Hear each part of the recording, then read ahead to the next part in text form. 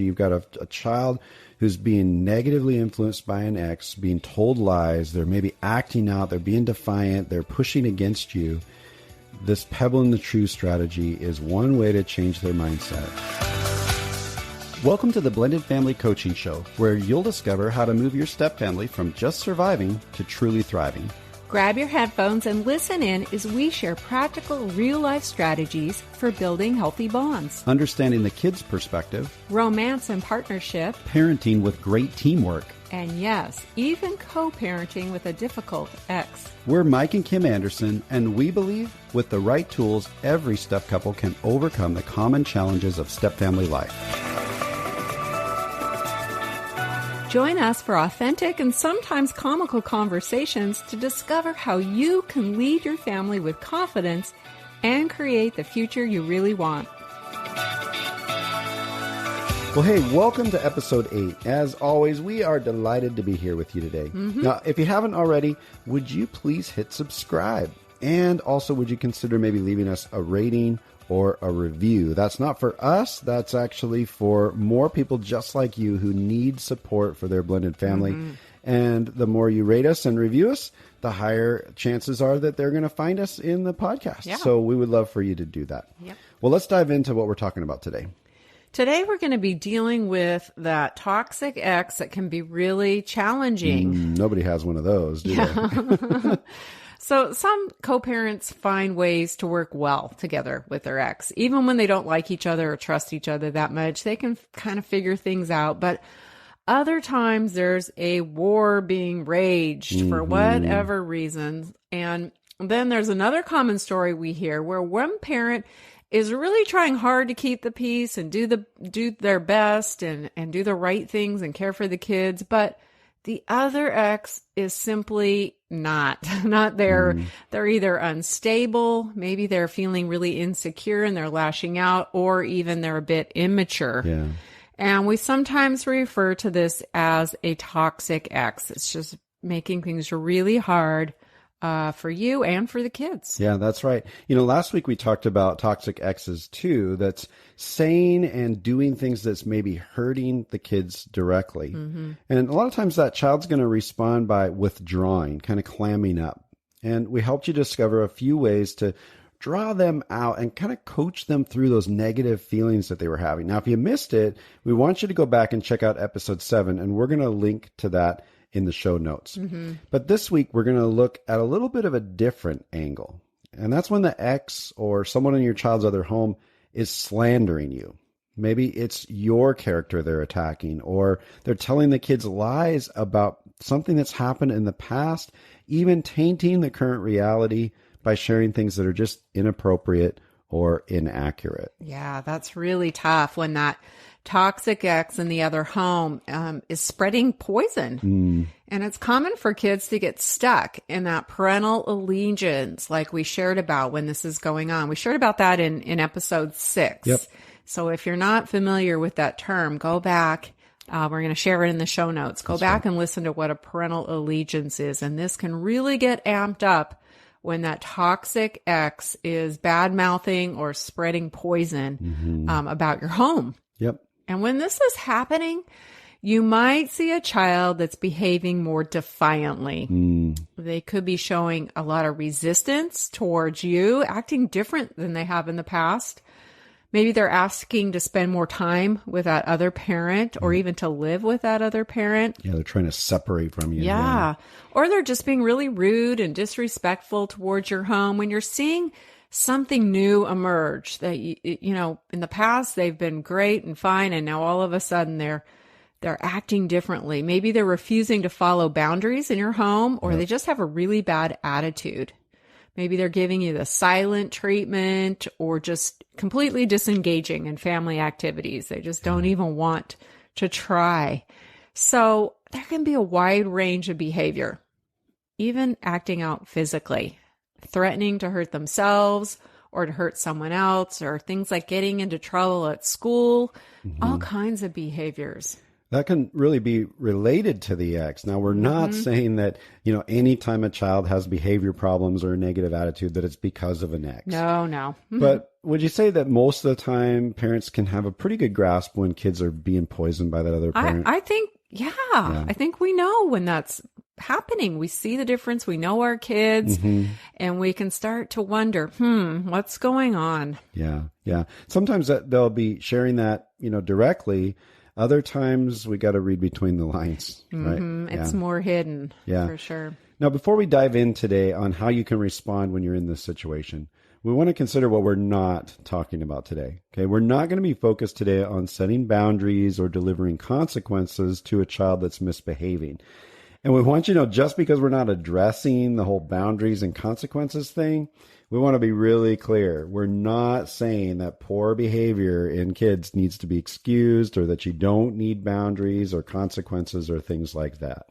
What we've found over the years is that a child's mindset, what they really believe to be true, often drives behavior. So if they have a toxic ex feeding them lies, then we need to help them get their mindset focused on the truth. And that's where we're going to focus today. And we're going to give you a simple tool to do just that.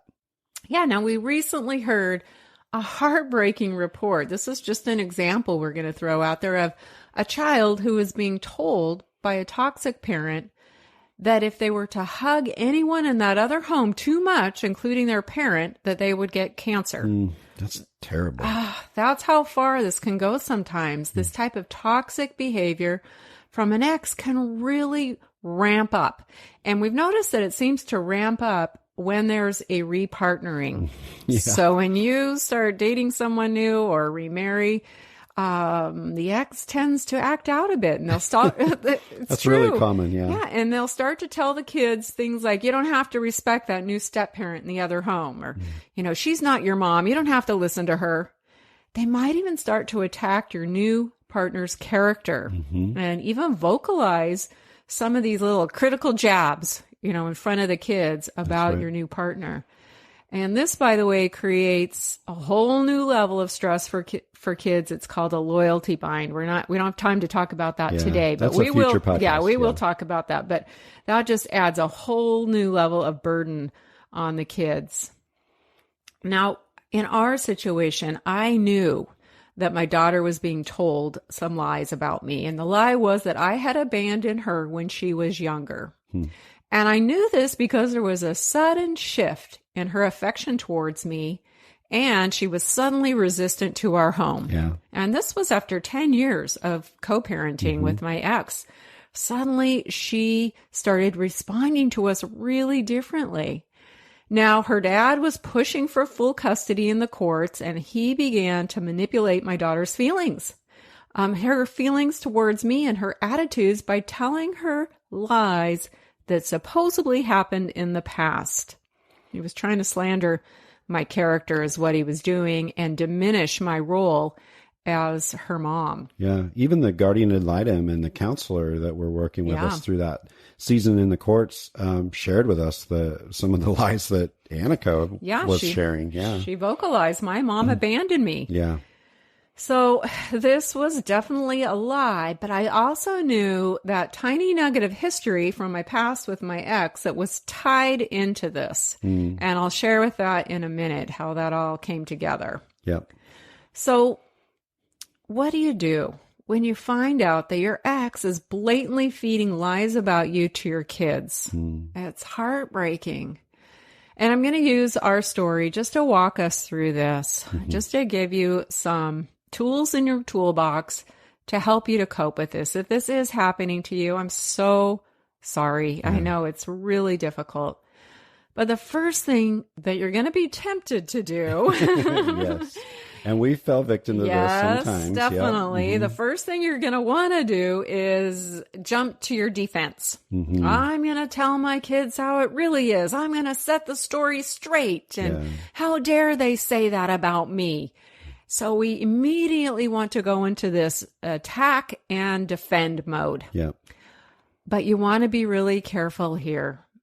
And you don't want to cross that line by bad-mouthing the other parent. And you certainly don't want to tell the child what they should and shouldn't believe. It's really not helpful. You're just adding more burden and putting them in that tug of war between the two of you. Yeah. And it's hard. We know this is hard, but the best approach is to be consistent in how you respond.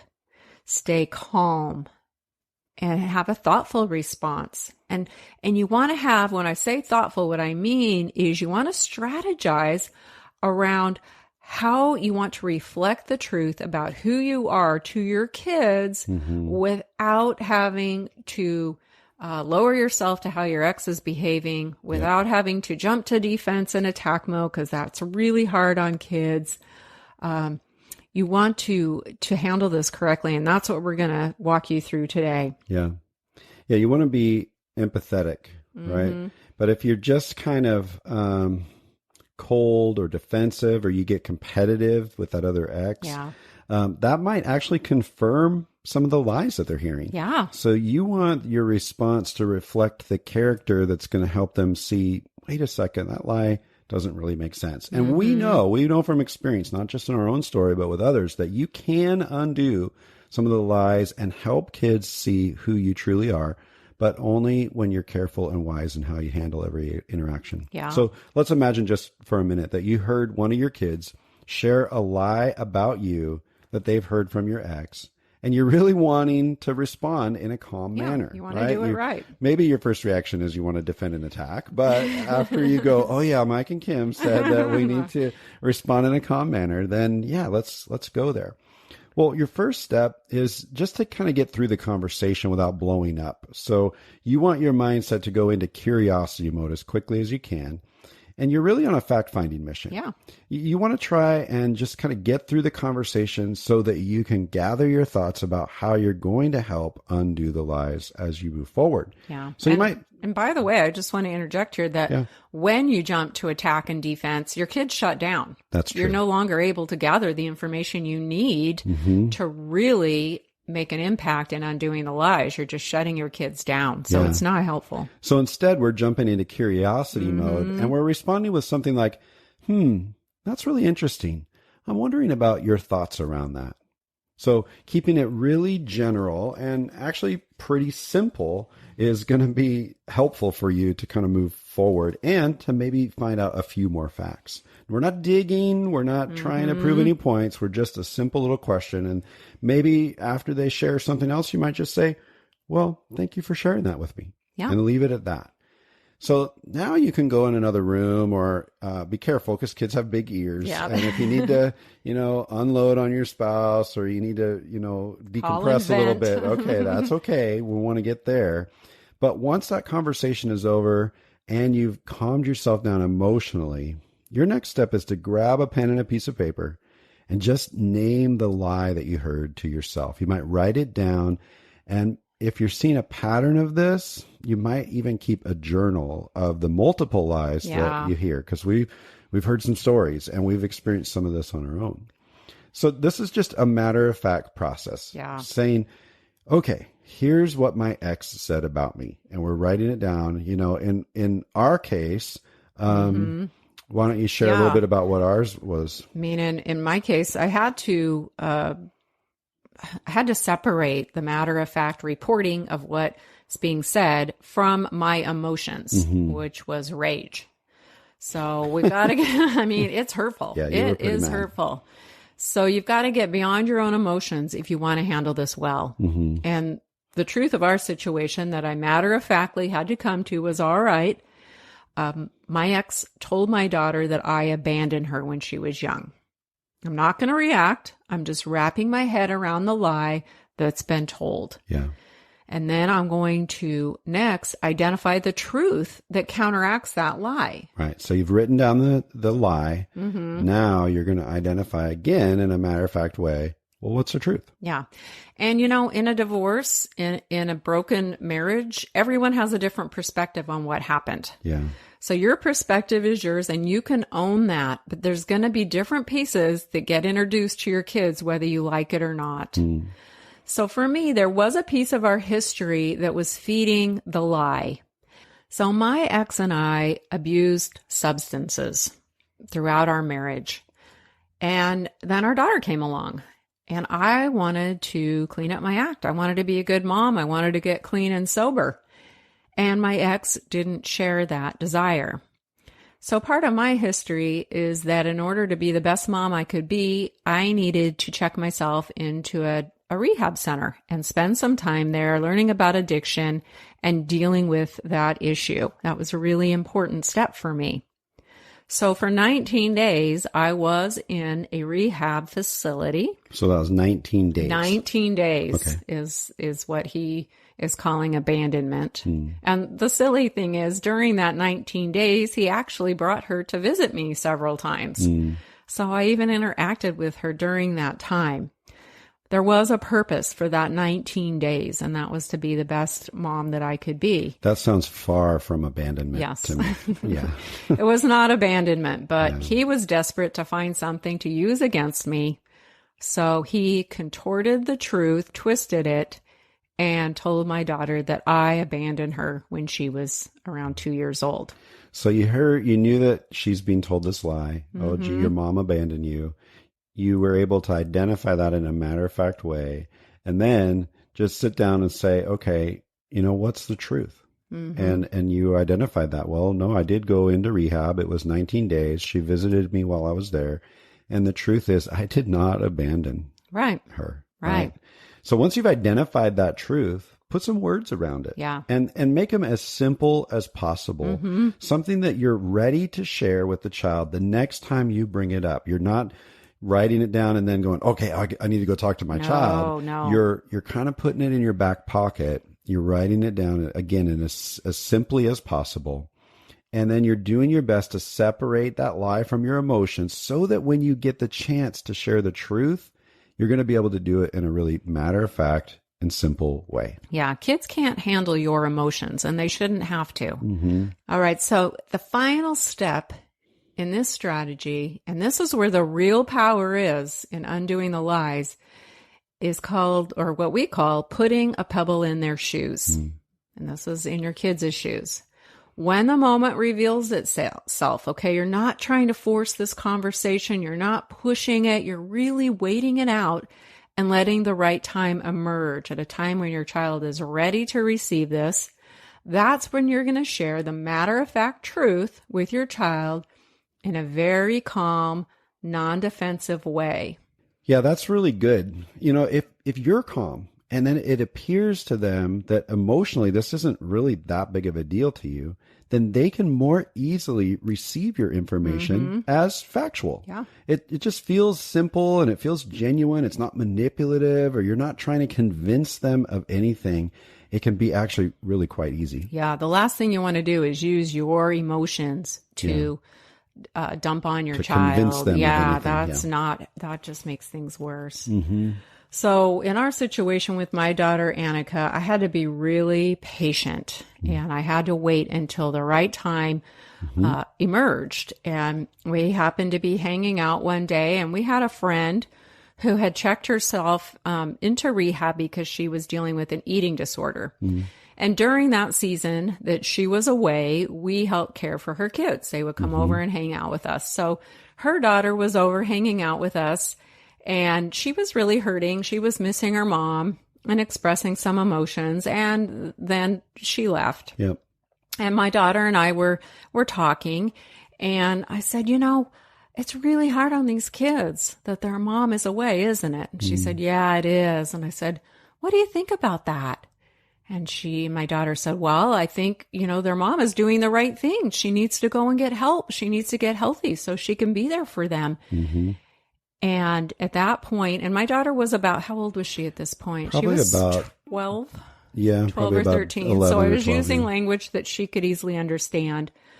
But at that point, when she made that statement that, well, yeah, their mom needed to do this. This was, I know it's hard on the kids, but it needed to happen. At that point, I shared with her, and she had already known my history that I struggled with drugs early in her life. And I said, when you were 2, honey, I went away to a drug rehab facility for 19 days. I was there. And at that point, I could see the wheels in her head turning. And I never once mentioned her dad. It was not a conversation about her dad. It was a conversation about the truth. That's right. And here's what you just did. So you've gone through this process. You've identified the lie in a matter-of-fact way. You've identified the truth in a matter-of-fact way. And you prepared yourself to be ready for the conversation when it emerged. Suddenly, the conversation appeared. It just made I had a lot great of sense. Open door. And here's exactly what happened. Now, after that, every time your ex repeated that lie about you, there was this little nugget of truth that Annika knew that would come to mind every time. It's like that, what Kim called it. It's that annoying little pebble in their shoe that they can't ignore. Right? They might be able to actually challenge the other parent sometimes about the lie, but inside, even if they can't verbally challenge them, inside they might be thinking, this just isn't adding up. And eventually, they're going to have to decide for themselves what the truth actually is. Yeah, and that's what you ultimately want. You want it to be their revelation. Yeah. You don't want it to be you telling them what to think. That's right. You want them to figure it out on their own, and that is so powerful, and that's lasting. And the more pebbles you can keep putting in their shoes, the more they think about it. It counteracts those lies, but it does it in a way that you're not bad-mouthing their other parent. You're not adding burden on them. Now there's a risk in this too. There is. Because this approach is, it's not as direct as just telling them, oh, your dad lied and, whatnot. So the risk is that for a time, they could still choose to believe the ex. But when we stick to being calm and patient and appropriately and gently reminding them of that matter-of-fact truth in that way, it can really mitigate that risk quite a bit. Yeah, and it helps the child to internalize the truth and recognize the lies. They can see it for themselves. And that worked for Annika, and it was largely because of just a few pebbles that I put in her shoes over the years. And now it's clear that she's accepted more and more truth. She knows exactly what the truth is. So the key here is really you've got to be patient. It is. I know it's tough, but there is no silver bullet solution. That's right. And over time, once kids experience enough pebbles, they're naturally motivated to just question, well, what's really going on? And they can compare and contrast the two stories on their own and come to their own conclusions. So we want to be careful with this one, but we want to be very diligent. So we're identifying the lie. We're clearly describing the truth. Remember, all of that is in a matter-of-fact way. For ourselves. That's right. And then we're just waiting for the moment to reveal itself and share that truth in a simple, calm manner. And then just step back and wait and watch what happens. Yeah, and remember that when you're sharing that truth, keep the ex out of it as much as possible. This is your truth. Yep. And if you have multiple lies happening, this is a rinse and repeat as necessary. That's right. Yeah. Just keep it up. Keep it up. So remember the pebble in the shoe. That's our number one strategy. You've got a child who's being negatively influenced by an ex, being told lies. They're maybe acting out. They're being defiant. They're pushing against you. This pebble in the shoe strategy is one way to change their mindset. And again, today's talk isn't about boundaries and consequences. Sometimes for poor behavior that has to happen. But right now, we just want to help our kids wrap their mind around the truth. We're so excited to let you know about something brand new we've created just for you. We've realized that with so many episodes available here on the show, it might feel a bit overwhelming to find the topics that matter most to you. That's why we've created a simple tool for you to receive a personalized playlist focused on your current struggle or your biggest challenge. That's right. It's called the Blended Family Breakthrough Quiz. You'll answer just a few questions, and based on your responses, we'll email you a curated custom playlist of episodes that are specific to you. This simple quiz will direct you to the most impactful episodes that pertain to you personally and keep you on track in your journey of discovery, learning, and growth. So, scroll all the way to the bottom of the show notes for this episode and click the link to take the Blended Family Breakthrough Quiz today. Okay, let's get back to the discussion. The truth will rise to the top. That's right. If you're patient and you allow your child to discover the truth for themselves. Yeah. Now, if you really want to do all of this well, we've got one more step for you to take, and it is a difficult one. Yeah. It's something that some parents think they're really already good at, but we find that most of us just aren't very good at it. There was a time where we were actually terrible at it. And this step is about shifting your perspective. The truth is that everything in relationships is about perspective, and gaining a strong understanding of our kids' perspective is a powerful strategy that's going to help you show up well for them when they really need you to. Yeah. We've seen a lot of parents who are struggling with a toxic ex. They're using a ton of energy and time focused all on the bad things the ex is doing, and sometimes even trying to change them. Like, you couldn't change them when you were married to them. The chances of changing them now is pretty slim. Yeah, we've said it lots of times before that you really can't change or control your ex. Yep. And ultimately, all that time and energy you put into trying to change them or tell them how wrong they are, it's really a waste of time and energy. You know, there's a better way to go about this. Yep. Instead, we want to encourage you to shift all that focus that you're using, all that time and energy, shift it to learn more about what your kids are experiencing.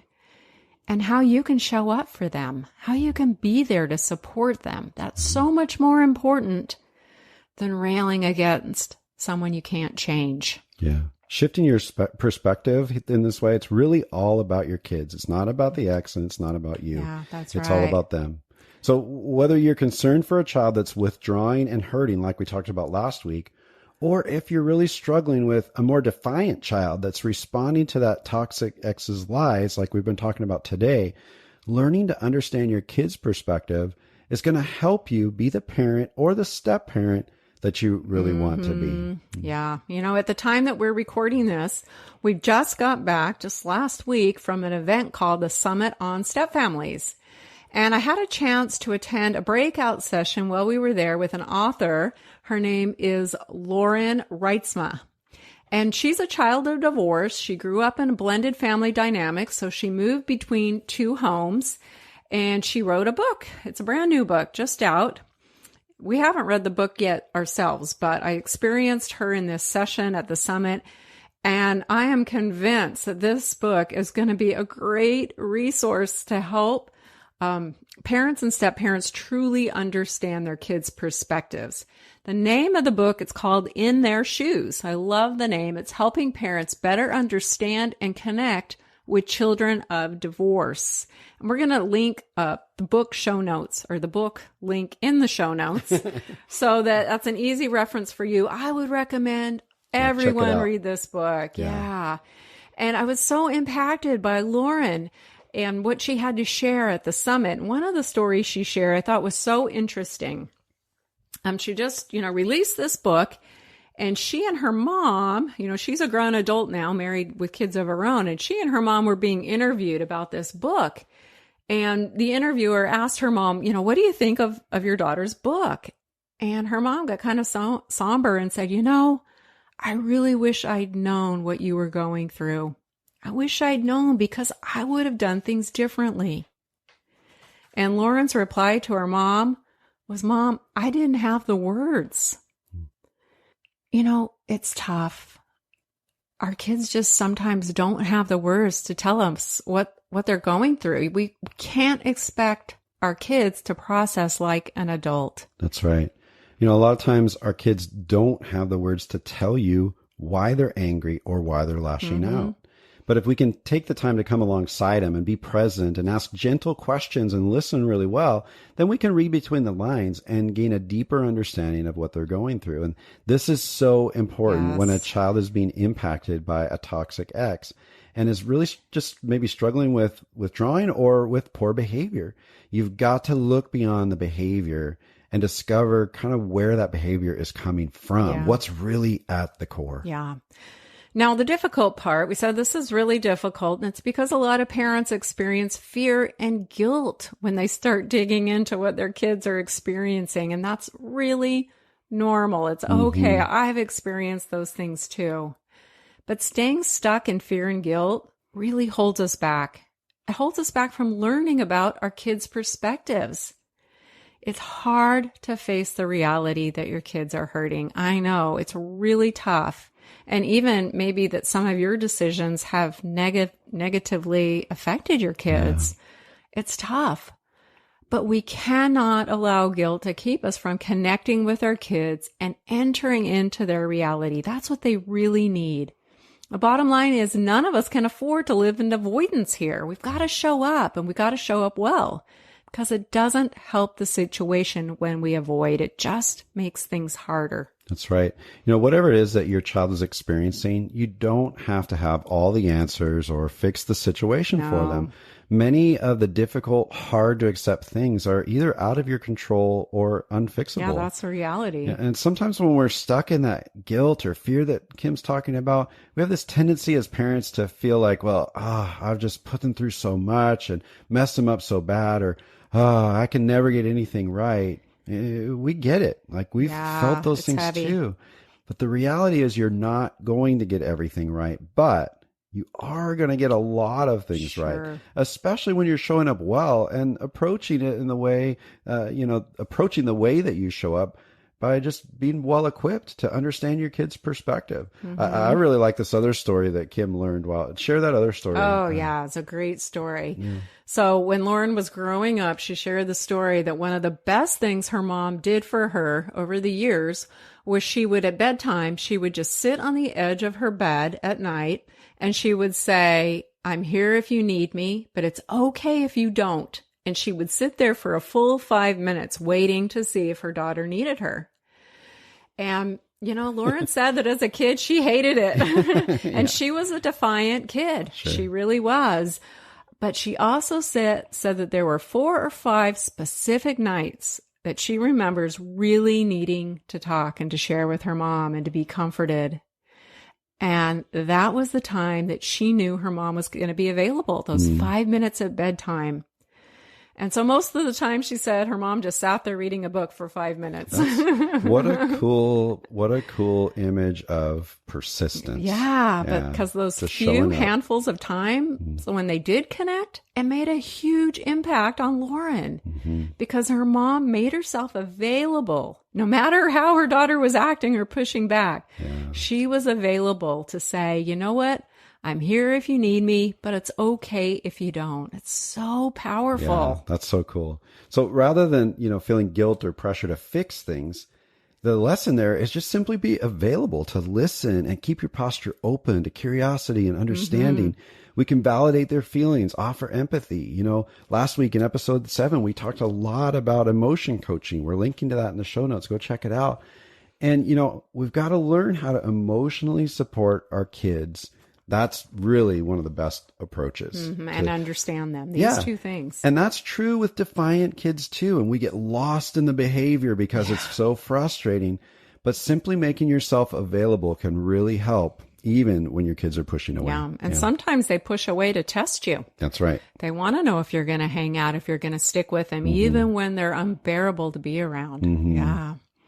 So this week, we want to challenge you to take one step toward learning more about your kids' perspectives, right? Maybe you'll grab a copy of Lauren's book, or maybe you can just head over to our blog. We have lots of articles about kids' perspective. We just know how important that is. In fact, we're going to give you a link in the show notes. So that will take you right to all of the articles that we have on just this topic. It's going to be really easy to go there if you want to learn some new things. That's right.